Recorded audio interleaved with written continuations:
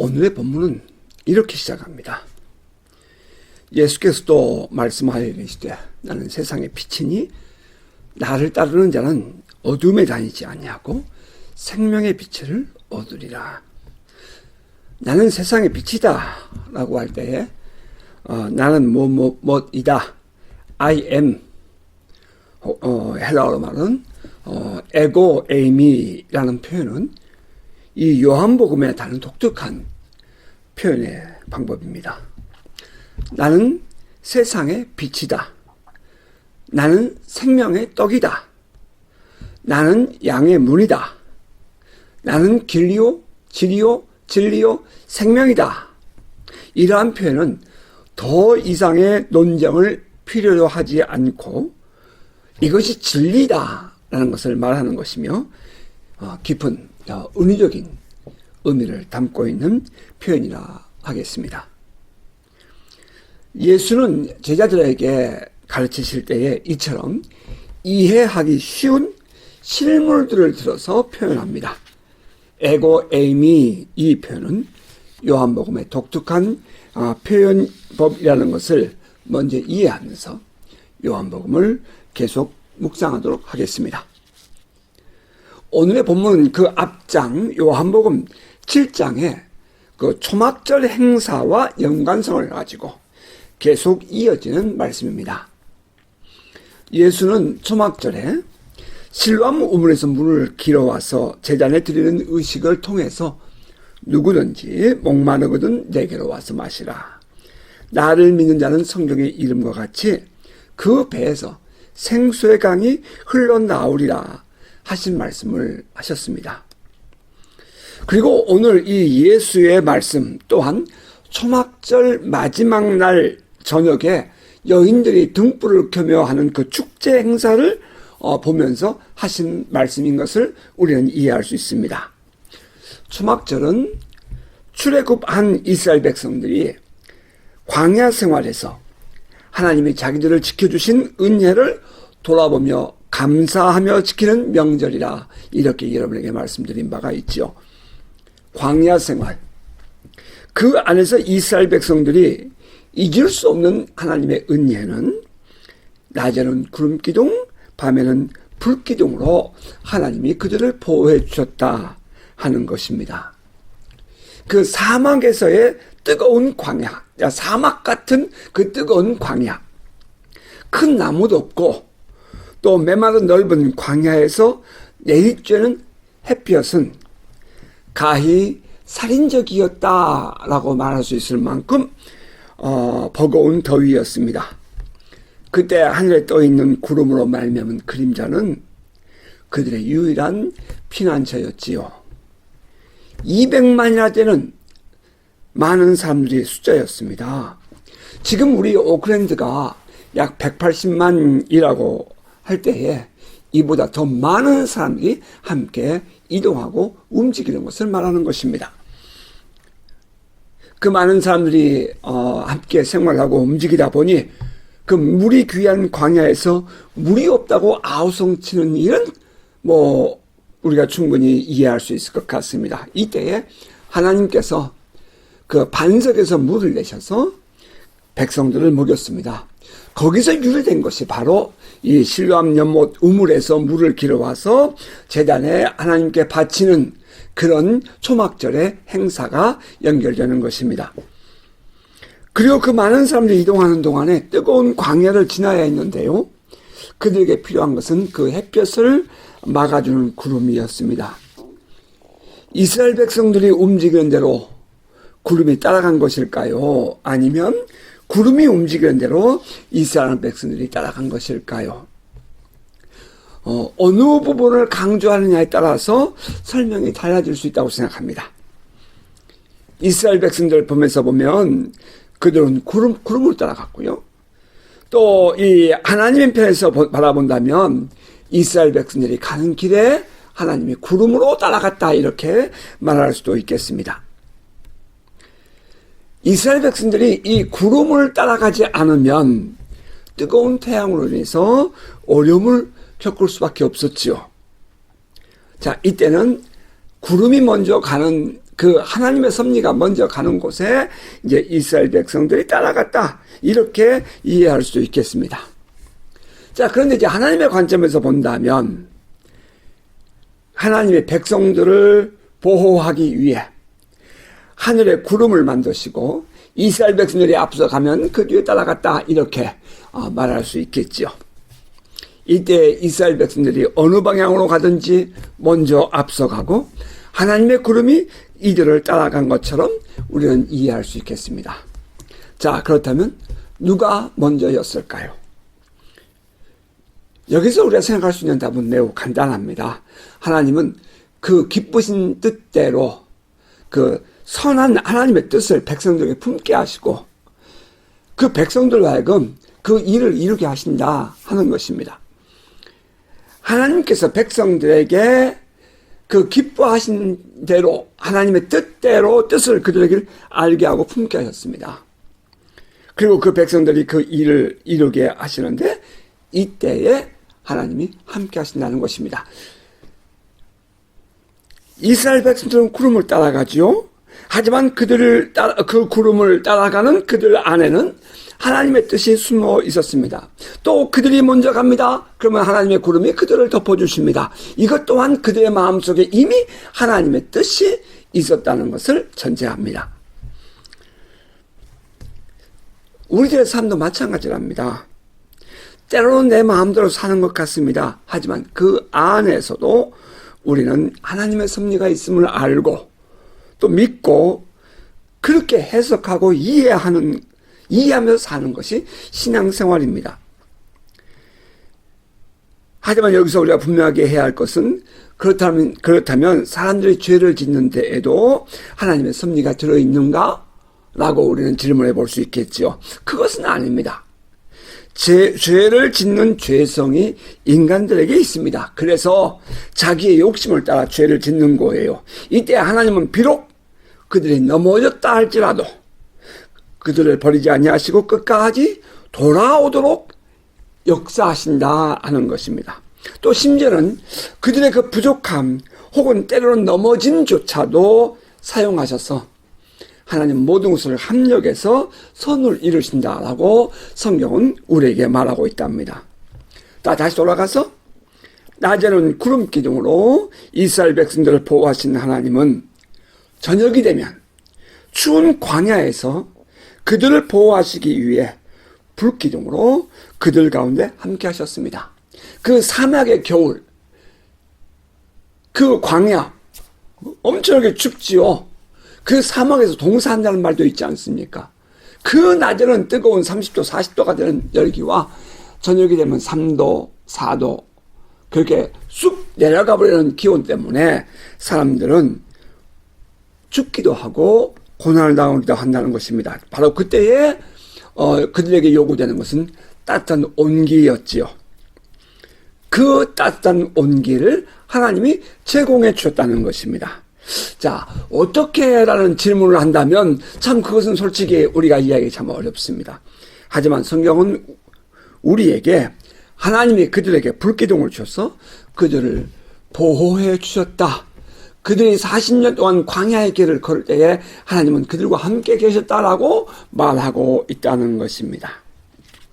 자, 여기서 우리가 생각할 수 있는 것은 불기둥이 그 하나님의 주관적이고 하나님의 하나님 온리 하나님만의 역사라고 그러니까 은혜였다고 한다면 구름 기둥 또한 마찬가지라고 우리는 이해할 수 있지 않을까요? 자, 이 밤에 하나님이 그들을 보호하셨다는 불기둥을 기념하기 위해서 초막절 마지막 날 밤에는 여인들이 초막에 등불을 켜고 하나님의 불기둥을 감사하며 기렸다 하는 데에 의미가 있습니다. 자, 여기서 예수님은 또다시 의미를 찾아 말씀하시죠. 내가 세상의 빛이다 하는 것입니다. 세상의 빛. 이 안에 감추어진 것은 세상은 어둡다라는 의미겠지요. 이 세상에 속한 사람들은 세상이 어둡다라는 말에 동의할 수 없을지 모르지만 이 세상을 뛰어넘어서 하나님의 세상의 관점으로 보면 세상은 참 어둡습니다. 그 어둡다라는 말 속에 들어있는 의미 중에 하나는 불확실성일 겁니다. 내일을 알 수 없는 것이죠. 지금 우리가 겪고 있는 이 코로나19 이후의 세상은 어떻게 나타날까요? 작년 2020년 2월 마지막 주에 저는 그리스에 우리 세계선교사회 임시총회로 모인 자리에 있었지요. 자, 그때까지만 해도 아직 이 온 세계가 코로나로 이렇게 어려운 지경에 빠지게 될 것은 몰랐습니다. 다만 여기저기서 들려오는 그 코로나의 소식, 그리스에서 데살로니키에 이탈리아를 방문했던 방문객들이 돌아왔을 때에 그 코로나를 가지고 왔다라는 그런 뉴스가 나왔을 때 깜짝 놀랐고요. 그리고 또 데살로니키에 있으면서 오클랜드에 들어온 사람들 가운데 코로나 걸린 사람들이 있었다는 그 소리에 깜짝 놀랐죠. 그러나 그때는 이렇게까지 심하게 전 세계가 마비될 정도가 될 줄은 몰랐습니다. 대부분의 사람들은 잠시 후면 지나가겠지 이렇게 생각했죠. 그런데 지금 상황 봐서는 전혀 그렇지 않습니다. 언제 끝날지 모르는 이 팬데믹 상황에 대한 막연한 기대감만 가지고 있을 뿐입니다. 세상은 참 어둡습니다. 그래서 내일을 전혀 예측할 수 없는 시대를 우리는 살고 있답니다. 또 이 세상이 어둡다는 말 뒤에 숨어있는 또 하나의 의미는 이 세상에 살고 있는 사람들의 생각과 삶이 밝지 못하다, 어둡다 할 것입니다. 자기의 욕심에 사로잡혀서 불의와 불법을 행하는 사람들, 이것이 이 세상에 살고 있는 죄성을 가진 사람들의 공통적인 모습 아닐까요? 이 인간의 죄성에서 자유로운 사람은 하나도 없습니다. 크든 작든 많든 적든 모든 사람은 죄를 짓고 삽니다. 이것은 이 세상의 법을 어긴 죄도 있지만 개인적으로 품고 있는 도덕적인 죄도 있고요. 또 거룩하신 하나님의 빛 앞에서 우리 모든 사람들이 비춰지는 죄도 있습니다. 그래서 로마서에서 사도 바울은 의인은 없나니 하나도 없다고 그렇게 말하기도 했습니다. 사실 우리의 육신적인 눈으로 보기에는 그것만 볼 때는 바리새인들의 삶의 모습은 참 그렇게 보였을지도 모릅니다. 하지만 이것은 사람의 눈을 속인 것일 뿐 그들의 속내는 거짓과 탐욕이 가득했다라고 주님은 지적하셨습니다. 레위기서의 요절이 무엇입니까? 하나님은 거룩하니 너희도 거룩할지니라 하는 말씀 아니겠습니까?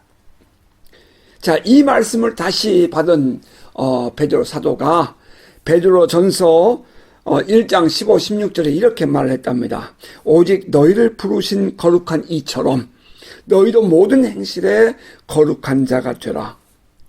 기록되었으되 내가 거룩하니 너희도 거룩할지어다 하셨느니라.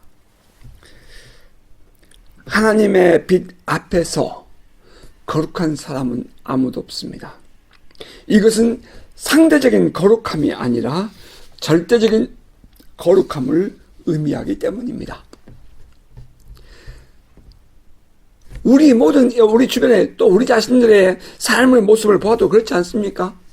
사람들은 흔히 깨끗한 물에는 물고기가 살지 못한다 이렇게 말하면서 적당한 죄와의 타협을 용인하고 또 요구하는 듯 보입니다. 그래야 잘 산다는 거죠. 하지만 성경은 그렇게 말하지 않습니다. 그래서 잘 사는 것이 아니라 그래서 죄인이라는 것입니다. 세상은 어둡습니다. 이 세상을 바르게 살기 위해서 우리에게 요구되는 것은 빛이 있어야 한다 하는 것입니다. 이 어둡고 죽음의 증상이 왕노릇하는 이 세상에서 우리에게 요구되는 것은 생명의 빛입니다. 이 세상을 향한 빛, 이 세상을 비추는 빛, 어둠 속에서 바른 길을 가도록 비추어 주는 빛, 갈 길을 몰라 방황하는 인생에게 미래가 확실하게 보이는 빛, 뭐 이런 빛이라고 우리는 말할 수 있겠습니다. 예수님이 이렇게 말하죠. 나는 세상의 빛이니 나를 따르는 자는 어둠에 다니지 아니하고 생명의 빛을 얻으리라. 빛은 생명력을 공급해 줍니다. 빛이 없는 곳에서 자란 생물은 하나도 건강하지 못하고 약하고 비뚤어져 있지요.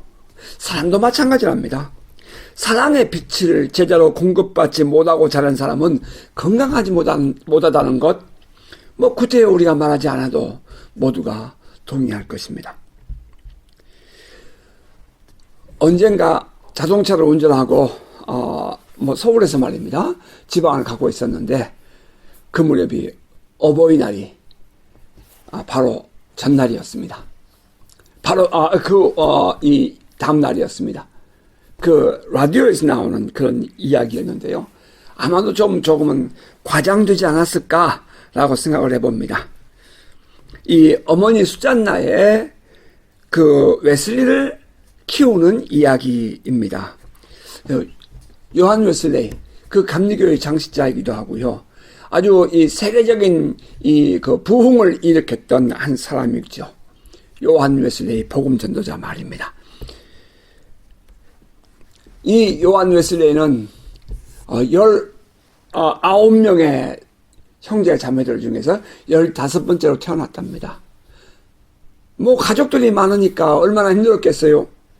그런데 특히도 이 웨슬레이는 2번, 3번 똑같은 것을 가르쳐 주어도 기억이 잘 안 된다는 것입니다. 한 번은 웨슬레이가 이 어머니에게 색연필을 들고 와서 어머니, 이게 뭐예요? 엄마, 이건 뭐예요? 물었습니다. 색연필이야. 돌아가서 또 놀다가 다시 그 색연필을 들고 또 와서 묻습니다. 엄마, 이게 뭐죠? 색연필이야. 또 놀다가 또 돌아옵니다. 엄마, 이게 뭐예요? 색연필이란다. 반복되는 질문에 옆에 있던 아버지가 화를 냈다고 합니다. 아이를 그렇게 키우면 아이가 버릇이 없어진다고, 아이가 어떻게 정신 차리고 살겠냐고 아빠가 화를 버럭 내고 자리를 떠나버렸습니다. 웨슬레이가 색연필 들고 반복해서 옵니다. 수번째 왔다고 합니다. 그런데 그의 어머니 수잔나는 조금도 얼굴을 붉히지 아니하고 색연필이야. 그걸 색연필이라 그래. 그랬더니 그때야 웨슬레이가 이것을 색연필이라고 하는구나. 그렇게 말하고 돌아갔다는 것입니다.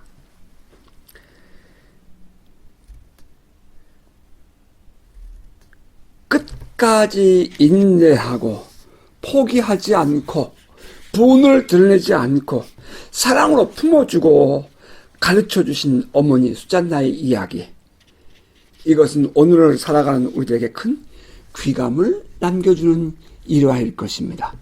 그 어머니 수잔나의 사랑을 받고 자란 웨슬레이였기에 세계적인 복음 전도자 요한 웨슬레이가 나올 수 있었던 것입니다. 사랑의 빛, 사랑의 빛, 이것이 한 인생을 건강하게 살아가게 하고 다시 태어나게 하는 빛이었던 것입니다. 세상에 빛이 없는 세상, 여러분 생각해 볼 수 있겠습니까? 예수께서 나는 세상의 빛이라 하시는 말씀은 특히 메시아를 기다리는 유대인들에게는 충격적인 말이었습니다.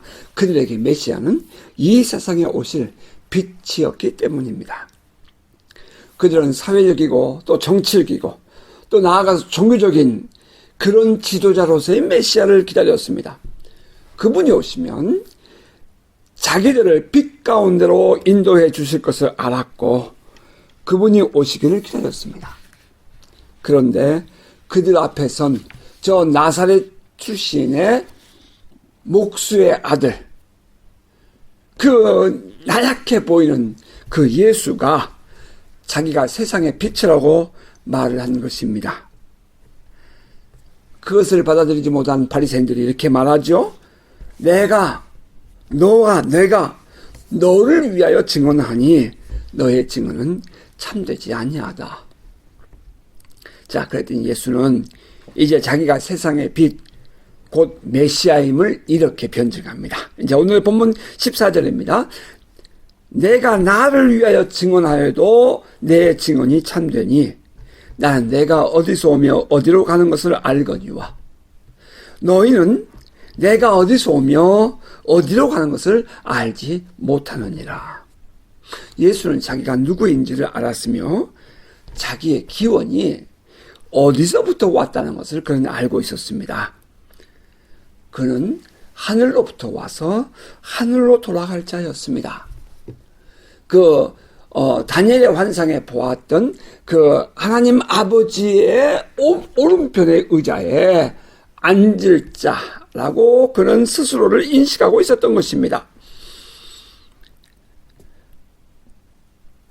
이것은 분명한 자기 인식에서부터 비롯된 말씀이지요.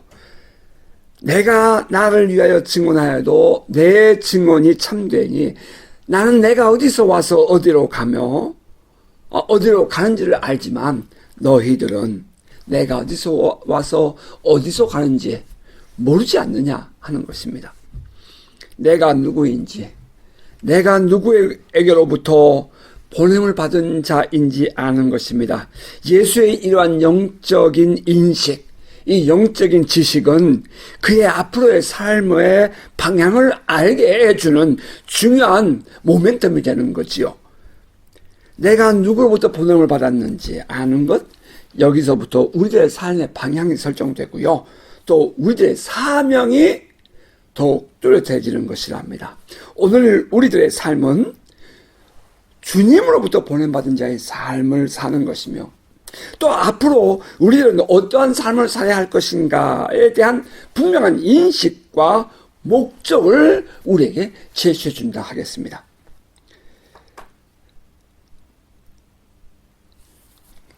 바라기는 우리들의 이런 영적인 통찰력과 이 영적인 인식이 앞으로 우리들의 삶의 그 목표 또 목적을 가르쳐주는 그런 은혜가 있기를 주의 이름으로 축복합니다. 또 예수는 이렇게 말씀하십니다. 자, 그 다음 절 15절 16절입니다. 너희는 육절을 따라 판단하나 나는 아무도 판단하지 아니하노라. 만일 내가 판단하여도 내 판단이 참되니 이는 내가 혼자 있는 것이 아니요 나를 보내신 이가 나와 함께 계심이라. 너희들의 판단은 육체에 따른 판단이다. 그러니 어두운 세상에서의 판단일 수밖에 없다. 그러니 예수가 세상의 빛이라는 것을 어떻게 알겠는가? 라는 말이죠. 예수가 세상에 비친 것은 나를 보내신 이가 함께 계시기 때문이라는 것입니다.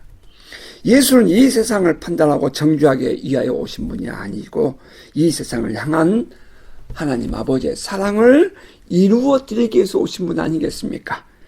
그러므로 예수를 거부하는 그들은 예수를 볼 때에 판단하는 시각으로 보았고요. 하지만 하나님의 뜻을 알고자 하는 마음은 없었다는 것이 이것이 아픔이었습니다. 우리들도 경험해 보았습니다.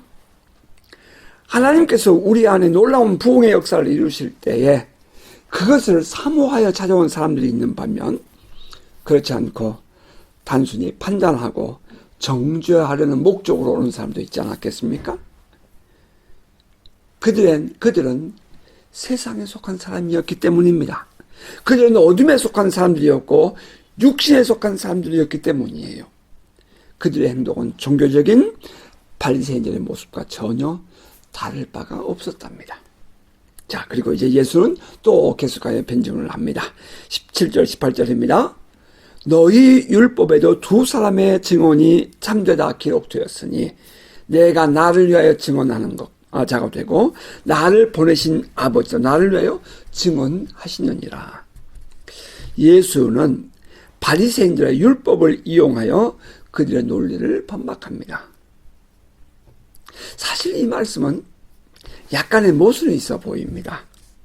자기가 자기 자신을 위하여 변론한다는 말이 이게 말이 됩니까?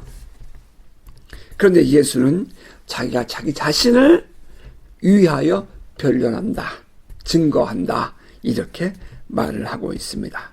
자, 이것을 이렇게 생각해 보면 어떨까요? 하나님께서 놀라운 기적으로 영광을 나타내셨을 때에 사람들은 우리를 향해 비난했습니다. 그때 우리는 이것은 하나님의 역사이고 하나님의 놀라우신 은혜였다고 말한 바가 있지요. 그리고 그때 실제로 하나님 또 그렇게 우리 눈앞에서 보이셨습니다.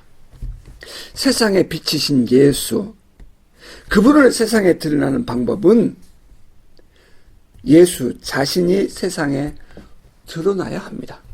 다시 말하면 예수님 스스로가 내가 메시아다 하는 인식은 가지고 있는데 그 예수님이 전혀 그것을 드러내지 않으면, 삶에서 보이지 않으면 아무 소용이 없죠. 아무도 알 바가 없지요. 그것은 오직 예수만 알고 있기 때문입니다. 그러므로 예수님 스스로가 그 빛된 빛이라는 것을 보여주고 증언해야 하는 것입니다. 지금 그런 내용인 것이죠. 예수께서 내 자신이 나를 증거하고 또 아버지께서 나를 증거하신다, 이렇게 말한 내용은 그런 내용이랍니다. 예수님 스스로가 세상에 드러남으로 자신을 증거했고요. 또 그리고 그분으로 하여금 세상에 드러나게 하신 분, 그를 보내주신 분, 하나님이 예수를 보내셨다는 사실이 바로 그 예수를 증거한다는 것입니다. 조금은 좀 우리들이 가지고 있는 이해로서는 약간 좀 어려운 감이 없잖아 있습니다. 하지만 지금 이 바리새인들이 율법에는 두 사람의 증인이 필요하다라고 말한 것에 대해서 예수께서 이렇게 지금 반박을 하고 있다는 거예요. 예수 스스로가 자신의 세상에 비침을 보여서 증거했고요. 또 예수를 보내신 하나님이 친히 증거하신 것입니다. 자, 그러면 증거가 둘이 되는 거죠. 따라서 두 명의 증거를 요구하는 율법을 충족시켰다, 이렇게 말씀하신 것입니다. 바리새인들은 예수를 인간으로만 보았어요.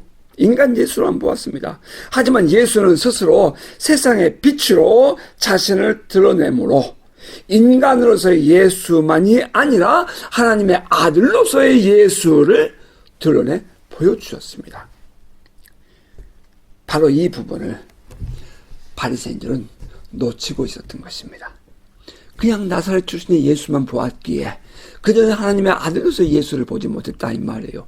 그러므로 이 육신을 입은 이 예수가 그 하나님의 아들로서의 예수를 지금 증거하고 있는 것입니다.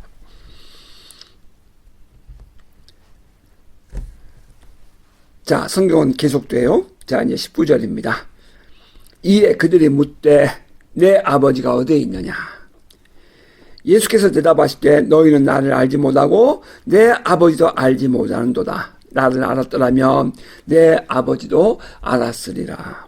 자, 그들이 아는 하나님은, 그 바리새인들이 아는 하나님은 멀리 계시는, 초월에 계시는, 멀리 계신 종교적인 하나님일 뿐이었습니다.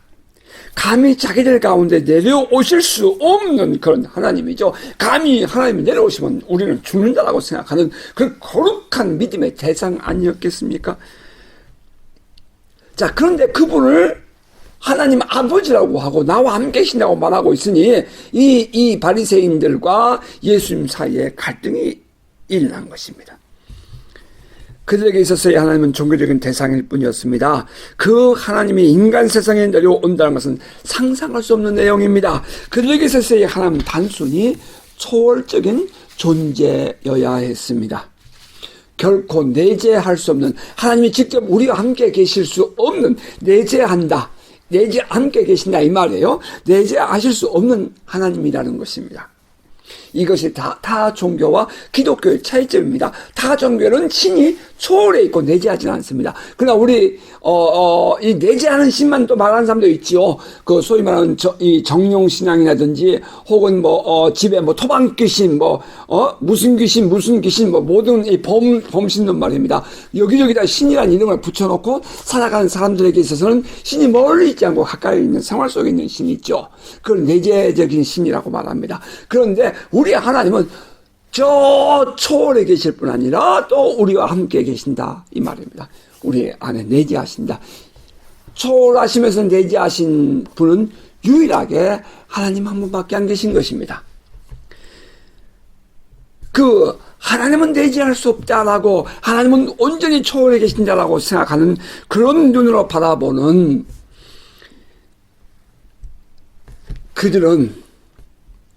그들에게 예수는 결코 하나님과 하나일 수 없는 인간일 뿐이었다는 것입니다. 자, 그런데 실제로 예수님 하나님과 하나였지요. 이것이 믿어지는 오직 한 길, 그것은 성령으로 거듭나는 것밖에 답이 없습니다. 거듭나지 못한 바리새인들에게 이 말은 어떠한 설명으로도 이해가 되지 않는 말이었습니다. 자, 오늘 이 시대를 살아가는 우리들에게도 이 사실이 어려운 것은 성령으로 거듭남이 없기 때문입니다. 그래서 그저 예수 믿는 사람들 혹은 신앙이라는 것은 거룩하게 사는 것, 깨끗하게 사는 것, 봉사하고 남을 섬기며 나누며 그렇게 사는 것이라고 생각하는 거예요. 하나님, 살아계신 하나님의 뜻을 우리가 이루어 드린다라고 말하는 것이죠. 물론 그 말도 옳습니다만은, 그러나 하나님이 우리 안에 계신다. 우리가 예배를 드려도 우리가 무엇을 하든지 우리의 삶 자체가 하나님을 예배하는 삶이다 라는 사실에 대해서 얼마만큼 이해하느냐 이 말입니다. 참 가슴 아픈 일이죠. 성령으로 거듭나야 할 이유가 바로 거기에 있습니다. 자, 말씀을 맺으십시다. 예수는 세상의 빛입니다. 그 예수를 따르는 사람만이 어둠에서 벗어난 삶을 살 수 있고요. 또 생명력을 공급받을 수 있답니다. 내일을 알 수 없는 어둠에 살며 언제 죽을지 모르는 죽음의 증상에 사로잡혀 사는 사람들에게 유일한 소망, 유일한 길, 그것은 세상의 빛 되신 예수밖에 없습니다. 예수를 믿으십시오. 그리고 예수를 따라 사십시오. 구름기둥과 불기둥을 따라 살았기 때문에 40년 광야 생활을 안전하게 살 수 있지 않았습니까? 사실 그들에게 굳이 40년이 필요치 않았어요. 16일이면, 장정에 16일이면 걸어갈 수 있는 거리가 바로 그 시나이 반도에 이스라엘 백성들이 걸은 광야의 길이라고 말하지 않습니까? 하지만 그들이 40년을 광야에서 지낼 수밖에 없었던 것, 그것은 과거에 길들여진 그 노예의 근성을 벗고 온전히 하나님만 의지하는 하나님의 군대로 거듭나야 했기 때문입니다. 40년 동안 그들은 광야에서 반복적인 훈련을 합니다. 이스라엘 백성은 그 40년 동안 그런 동안에 한쪽에선 죽어가고 한쪽에선 태어납니다. 노예로 살면서 살았던 그 과거의 사람들은 40년 동안 다 죽습니다. 그리고 광야에서 새롭게 태어난 이들이 이제 가나안 땅으로 들어가는 것입니다. 자, 그때에 꼭 2명만 살아남아서 가나안 땅에 들어가게 되죠. 여호수아와 갈렙입니다. 그들은 철저하게 살아계신 하나님을 신뢰했고요. 하나님을 믿는 믿음으로 살았습니다. 왜 그들은 애굽에서 노예로 살지 않았겠습니까? 그러나 그 노예로 살았던 그 삶 속에서도 그들은 하나님을 의지하는 법을 배웠고요. 하나님을 의지하는 삶을 살았습니다. 따라서 그들에게는 굳이 40년이 필요가 없었을지도 몰라요. 그러나 하나님은 그 모든 백성들을 이끌어가는 과정 속에서 이들을 끝까지 생명을 유지하시며 이제 광야로 이 백성들을 이끌고 들어가게 하십니다. 그 여정에 하나님의 함께 하심을 바라볼 수 있는 여러 가지의 증거들이 있지만 그 중에 중요한 하나가 바로 구름기둥과 불기둥이지요. 여러분 예수를 믿고 살아야 합니다. 그리고 그 신앙 안에 온전히 뿌리를 내리시길 바랍니다. 만약에 우리가 그렇지 않다면 16일이면 걸어갈 수 있는 삶, 40년을 살아야 할 줄 모르고요. 어쩌면 우리는 가나안 땅을 봐야 할 삶인데도 불구하고 가나안 땅의 축복을 보지 못하고 갈 수 있다는 사실을 우리는 명심해야 됩니다. 우리가 왜 하나님 안에서 건강하게 예배를 드리고 바르게 살아야 합니까? 왜 우리는 날마다 이런 반복적인 삶을 삽니까? 답이 딱 하나입니다. 하나님 한 분 바라고 살라는 것입니다. 예수 한 분 믿고 살라는 것입니다. 그것을 잊지 말고 살라는 거예요. 매번 안식일마다 하나님은 거룩하니 너희는 이 안식일을 지키라고 말씀하시므로 하나님을 잊지 않고 살아가게 하신 것처럼 우리가 예수를 믿음으로 말미암아 살아가는 이 삶은 매일 반복적으로 확인되고 우리 안에 계속해서 싸움이 일어나고 있는 그 갈등을 이겨내고 예수를 따라 사는 삶을 살아야 한다는 것입니다. 예수가 세상의 빛임을 인정하고 예수를 따르십시오. 그것만이 우리에게 유일한 소망입니다. 여러분 이것을 믿으십니까? 이것이 선포되는 것이 초막절 마지막 날 밤에 그 등불 축제인 것입니다. 그곳에서 예수는 이렇게 말씀하십니다. 나는 세상의 빛이니 나를 따르는 자는 어둠에 다니지 아니하고 생명의 빛을 얻으리라. 예수를 믿고 예수를 온전히 따르는 복된 성도 되시기를 축복합니다. 자, 바라기는 이번 한 주간도 예수님을 온전히 따르는 삶. 다시 반복해서 고생의 길을 가지 않고 말이죠. 이 믿음의 길을 곧바로 들어가서 하나님 안에 우리의 모든 삶을 의지하고 하나님과 더불어 살아가는 복 있는 성도 되시기를 주의 이름으로 축복합니다. 아멘.